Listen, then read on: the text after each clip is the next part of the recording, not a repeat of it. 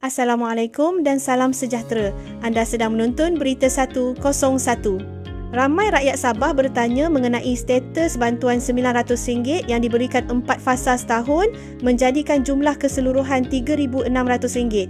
Persoalan utama adalah sama ada bantuan ini akan diteruskan pada 2026 dan apakah terdapat sebarang penambahbaikan. Berdasarkan Perbentangan Belanjawan Sabah 2026, program ini disahkan diteruskan di bawah nama Sentuhan Kasih Raya Sabah atau Syukur. Program Syukur menyediakan bayaran RM900 setiap fasa dengan 4 fasa setahun, menjadikan jumlah keseluruhan RM3,600 bagi mereka yang layak. Kriteria kelayakan bagi 2026 kekal seperti 2025, iaitu hanya untuk rakyat Sabah yang berada dalam data IKC dan disahkan sebagai miskin atau miskin tegar. Untuk mereka yang tinggal di luar Sabah tetapi lahir di sini atau bekerja di Semenanjung, mereka tidak layak. Hanya penduduk tetap Sabah layak menerima bantuan ini. Selain itu, program Syukur 2026 juga dijangka memperluas capaian bantuan kepada kawasan pendalaman, termasuk mereka yang tidak tersenarai dalam data IKC tetapi mempunyai pendapatan sebulan di bawah garis kemiskinan.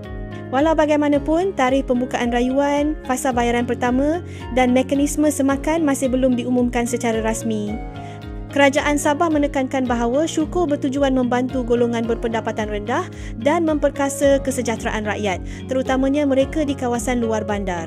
Langkah ini sejajar dengan usaha mengurangkan jurang pembangunan antara bandar dan luar bandar serta memastikan bantuan sampai kepada golongan yang benar-benar memerlukan.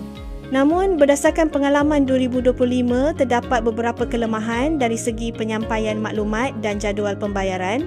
Fasa pertama bantuan 2025 hanya mula disalurkan pada 19 Februari, lebih lewat daripada tarikh yang diumumkan. Kerajaan Sabah dijangka memperbaiki proses ini pada 2026 untuk memastikan pembayaran lebih lancar dan tepat pada masanya. Setakat ini, jumlah bayaran setiap fasa masih dikekalkan RM900, tetapi perincian penuh bayaran dan jadual 2026 dijangka diumumkan pada Januari. Kita akan kemas kini, sebaik sahaja maklumat rasmi dikeluarkan. Itu sahaja perkongsian info berkaitan program Sentuhan Kasih Raya Sabah untuk 2026. Jika anda ada soalan atau komen, tinggalkan di ruangan komen di bawah. Dan bagi yang belum subscribe ke saluran Berita 101, tekan butang subscribe dan loceng untuk update berita terkini. Stay safe, stay healthy. Assalamualaikum.